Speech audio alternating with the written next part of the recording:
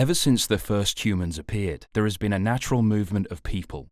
Over the past millennia, people have moved vast distances for all kinds of reasons, from persecution to war, from earthquakes and floods to famine, or simply driven by curiosity about other peoples and locations.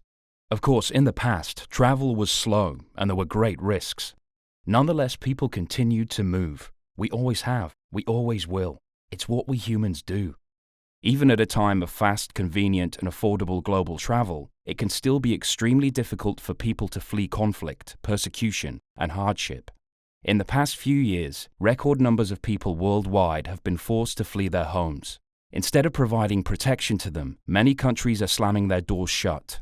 The wealthiest nations are leaving other poorer countries to cope alone with nearly all the world's 21 million refugees, while politicians and powerful media portray people running for their lives as illegal or faceless invaders who are a security threat.